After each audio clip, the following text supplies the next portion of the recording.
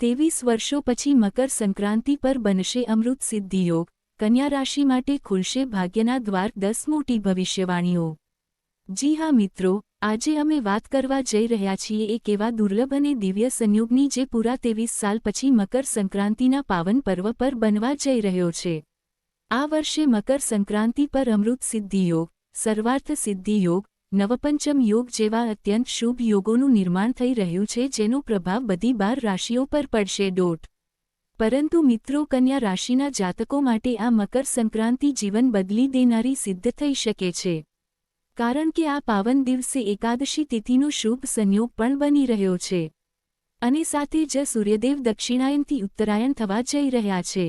જેવા સૂર્યદેવ ઉત્તરાયણ થશે તેવા જ કન્યા રાશિના જાતકોના જીવનમાં અટકેલી ઉર્જા ફરીથી સક્રિય થવા લાગશે।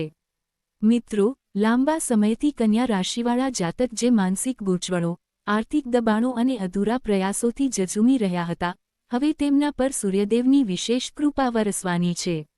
એવું માનવામાં આવી રહ્યું છે કે આ સંક્રાંતિ પછી કન્યા રાશિવાળાઓના જીવનમાંથી નિરાશા, રૂકાવટ અને ભ્રમની છાયા ધીરે ધીરે હટવા લાગશે અને ભાગ્યનો સૂર્યોદય થશે। પ્રિય કન્યા રાશિવાળા, તેથી તમને નિવેદન છે કે આ વિડીયોને અંત સુધી જરૂર જુઓ, કારણ કે આ વિડીયો તમારા માટે માત્ર ભવિષ્યવાણી નહીં પણ એક દિવ્ય સંકેત છે। મિત્રો, સનાતન પરંપરામાં મકર સંક્રાંતિનું પર્વ સૂર્યદેવની ઉપાસના, પવિત્ર સ્નાન, દાન પુણ્ય અને નવા શુભ કાર્યોની શરૂઆત માટે અત્યંત પુણ્યદાયી માનવામાં આવ્યું છે। આ દિવસે સૂર્યદેવ ધનુ રાશિમાંથી નીકળીને મકર રાશિમાં પ્રવેશ કરે છે, જેને ઉત્તરાયણ કહેવામાં આવે છે। મિત્રો, મકર સંક્રાંતિ 14 જાન્યુઆરી 2026 મનાવવામાં આવશે। આ જ દિવસે સૂર્યદેવના મકર રાશિમાં પ્રવેશની સાથે જ ખરમાસ સમાપ્ત થઈ જશે અને વિવાહ, ગૃહપ્રવેશ, વ્યાપાર અને અન્ય શુભમાંગલિક કાર્યોની શરૂઆત ફરીથી સંભવ થશે।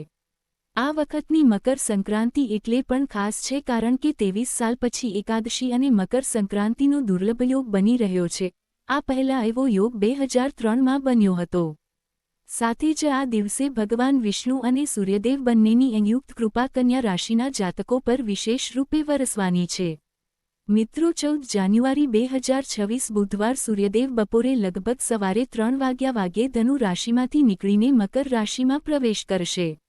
આના પછીથી પુણ્યકાળ પ્રારંભ થશે અને તે જ ક્ષણથી કન્યા રાશિવાળાઓના જીવનમાં શુભ પરિવર્તનની પ્રક્રિયા શરૂ થઈ જશે।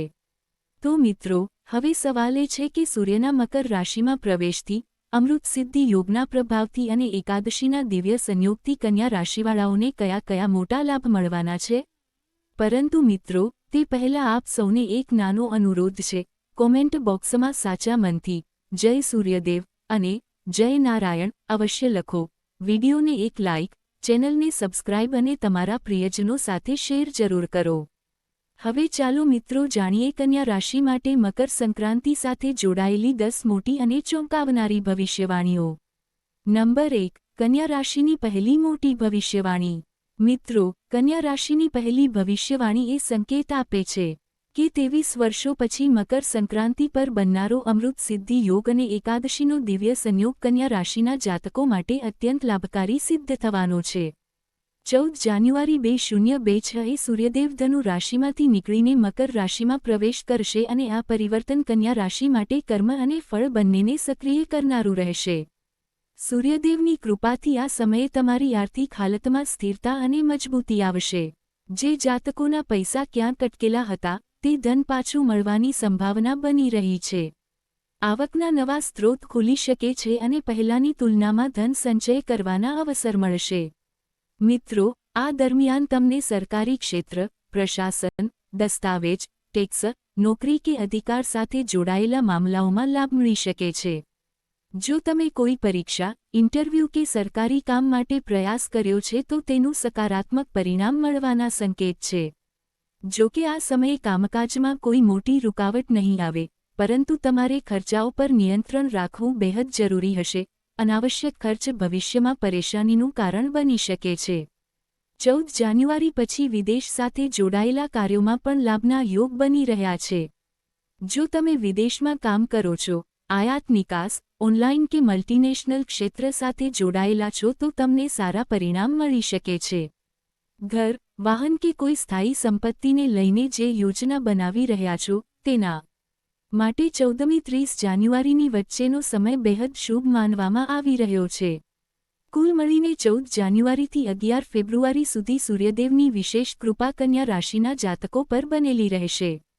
નંબર 2. કન્યા રાશિની બીજી ભવિષ્યવાણી. મિત્રો, કન્યા રાશિની બીજી ભવિષ્યવાણી પ્રેમ જીવન સાથે જોડાયેલી છે.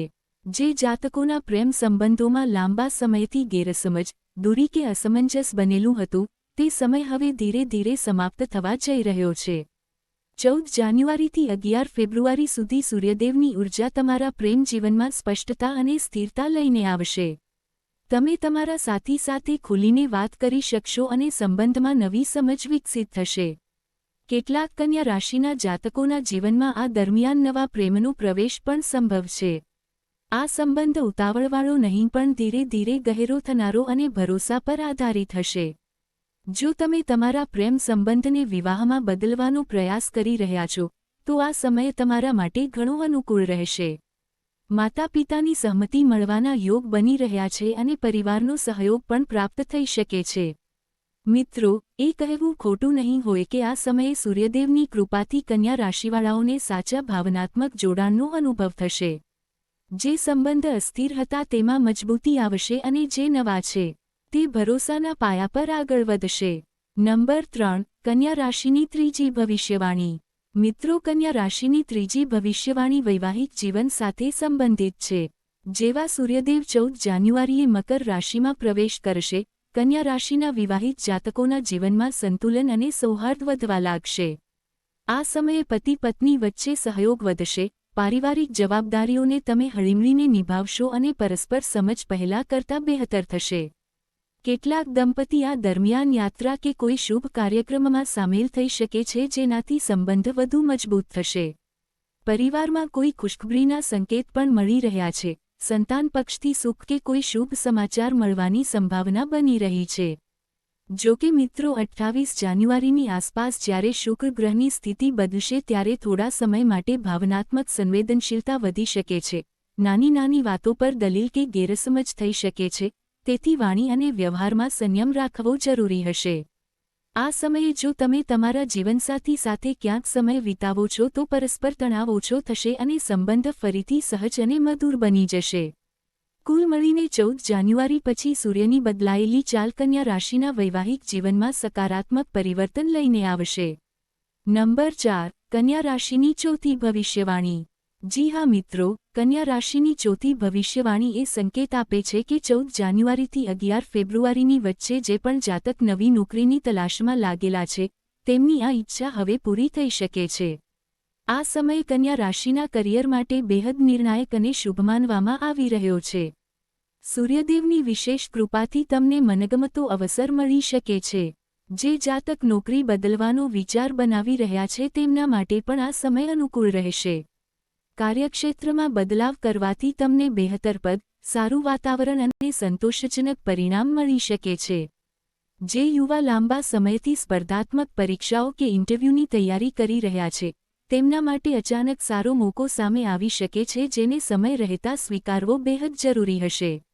બેરોજગારો માટે પણ આ અવધિમાં નોકરીના પ્રબળ યોગ બની રહ્યા છે. કાર્યસ્થળ પર તમને સિનિયર્સ અને અધિકારીઓનો સહયોગ પ્રાપ્ત થશે, તમારી મહેનત ઓળખાશે, સન્માન વધશે અને તમે તમારા કામથી અલગ ઓળખ બનાવી શકશો. જો કે મિત્રો, એક વાતનું વિશેષ ધ્યાન રાખો, કાર્યસ્થળ પર અનાવશ્યક ગપસપ અને પોતાની નિજી વાતો બીજા સાથે શેર કરવાથી બચો. જો તમે તમારા કામ પર ફોકસ બનાવી રાખો છો અને વિવાદોથી દૂર રહો છો તો આ સમય તમારા કરિયર માટે સુવર્ણ અવસર સાબિત થઈ શકે છે. કુલ મળીને 14 જાન્યુઆરીથી 11 ફેબ્રુઆરી સુધીનો સમય કન્યા રાશિ માટે કરિયરના લિહાજથી ઘણો ખાસ રહેશે. નંબર 5. કન્યા રાશિની પાંચમી ભવિષ્યવાણી. મિત્રો, કન્યા રાશિની પાંચમી ભવિષ્યવાણી વેપાર અને વ્યવસાય સાથે જોડાયેલી છે. 14 જાન્યુઆરીએ સૂર્યની ચાલમાં પરિવર્તન થતાં જ કન્યા રાશિના જાતકોનું વ્યવસાયિક ભાગ્ય સક્રિય થવા લાગશે. જે લોકો વેપાર કરે છે કે સ્વયંનું કામ સંભાળે છે, તેઓ આ દરમિયાન પોતાના બિઝનેસને આગળ વધારવાની યોજના બનાવી શકે છે. કોઈ અનુભવી વ્યક્તિથી માર્ગદર્શન કે નવો ભાગીદારી પ્રસ્તાવ મળવાની સંભાવના છે જે ભવિષ્યમાં લાભદાયક સિદ્ધ થશે. આ સમયે તમે તમારા કાર્યોને સમય પહેલાં પૂરા કરવામાં સક્ષમ રહેશો, જેનાથી ગ્રાહકોનો ભરોસો અને સંતુષ્ટિ બંને વધશે. 14 જાન્યુઆરીથી 11 ફેબ્રુઆરીની વચ્ચે બનેલો અમૃત સિદ્ધિ યોગ અને એકાદશીનો સંયોગ નવા વ્યવસાય, સ્ટાર્ટઅપ કે વિસ્તાર માટે બેહદ અનુકૂળ માનવામાં આવી રહ્યો છે. વેપાર સાથે જોડાયેલા જાતકોને યાત્રાઓથી લાભ થઈ શકે છે. વારંવાર સંપર્ક, મીટિંગ અને નેટવર્કિંગના માધ્યમથી સારો નફો મળવાના યોગ છે. આ દરમિયાન તમારી આર્થિક સ્થિતિમાં સુધાર જોવા મળશે. સાથે જ મિત્રો, 28 જાન્યુઆરી પછી શુક્ર ગ્રહની અનુકૂળ સ્થિતિથી ધન લાભ અને સુખ સુવિધાઓમાં વૃદ્ધિ થઈ શકે છે. કેટલાક જાતક આ સમયે નવું વાહન ખરીદવાનો પણ વિચાર કરી શકે છે. કુલ મળીને 14 જાન્યુઆરીથી 11 ફેબ્રુઆરી સુધીનો સમય કન્યા રાશિના વેપારીઓ માટે ઉન્નતિ, વિસ્તાર અને લાભથી ભરેલો રહેશે. નંબર 6. કન્યા રાશિની છઠ્ઠી ભવિષ્યવાણી. જી હા મિત્રો, કન્યા રાશિની છઠ્ઠી ભવિષ્યવાણી પારિવારિક જીવન સાથે સંબંધિત છે. જ્યારે 14 જાન્યુઆરીએ સૂર્યદેવ મકર રાશિમાં પ્રવેશ કરશે ત્યારે કન્યા રાશિના જાતકો માટે પારિવારિક દ્રષ્ટિથી આ સમય ઘણો અનુકૂળ સિદ્ધ થશે. 14 જાન્યુઆરીથી 11 ફેબ્રુઆરીની વચ્ચે પરિવાર તરફથી તમને કોઈ મોટી ખુશખબરી મળી શકે છે. જો લાંબા સમયથી ઘરમાં કોઈ વાતને લઈને તણાવ કે અસહમતિ ચાલી રહી હતી તો હવે તે સ્થિતિ ધીરે ધીરે ઉકેલાવા લાગશે. તમારી સમજદારી અને શાંત વ્યવહારથી પરિવારમાં તમારી ભૂમિકા મજબૂત થશે. તમે તમારા ઘનશ્યોથી ઘરવાળાઓનો વિશ્વાસ જીતી શકશો અને તમારી મધુર વાણી સમાજમાં પણ તમારા માન સન્માનને વધારશે. આ દરમિયાન સંતાન પક્ષથી પણ સુખદ સમાચાર મળવાના યોગ બની રહ્યા છે. જે લોકો લાંબા સમયથી વિવાહ માટે યોગ્ય વર વધુની તલાશમાં છે, તેમની ઈચ્છા આ સમયે પૂરી થઈ શકે છે. બસ તમારે થોડો સક્રિય પ્રયાસ કરવો પડશે. મિત્રો, વિશેષ રૂપે કન્યા રાશિની મહિલાઓ જો આ સમયે પોતાનું સ્વયંનું કામ કે રોજગાર શરૂ કરવાનો વિચાર કરી રહી છે, તો આ અવધિ તેમના માટે ઘણી શુભ સાબિત થશે. માતા લક્ષ્મીની કૃપાથી ધન ધાન્યમાં વૃદ્ધિના સંકેત પણ મળી રહ્યા છે. કુલ મળીને સૂર્યના મકર રાશિમાં પ્રવેશ પછી આ સમય કન્યા રાશિ માટે પારિવારિક સુખ, સહયોગ અને સમૃદ્ધિ લઈને આવવાનો છે. નંબર 7. કન્યા રાશિની સાતમી ભવિષ્યવાણી. જી હા મિત્રો, કન્યા રાશિની સાતમી ભવિષ્યવાણી સ્વાસ્થ્ય સાથે જોડાયેલી છે. 14 જાન્યુઆરીથી 11 ફેબ્રુઆરીની વચ્ચે તમને સ્વાસ્થ્યના મામલે મિશ્રિત પરિણામ જોવા મળી શકે છે, તેથી આ સમયે થોડી સાવધાની બેહદ જરૂરી રહેશે. આ અવધિમાં ગ્રહોની સ્થિતિના કારણે માતાના સ્વાસ્થ્યને લઈને થોડી ચિંતા થઈ શકે છે.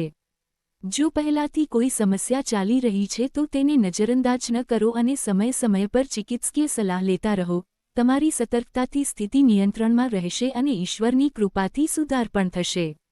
ત્યાં જ બીજી બાજુ કન્યા રાશિના જે જાતકોને લાંબા સમયથી પાચન, પેટ કે ખાનપાન સાથે જોડાયેલી પરેશાની હતી તેમને આ સમયે રાહત મળી શકે છે. અનુશાસિત દિનચર્યા અને સંતુલિત ભોજન તમારા માટે બહુ લાભકારી રહેશે. જો આ દરમિયાન તમારે લાંબી યાત્રા પર જવું પડે, વિશેષ રૂપે વાહનથી, તો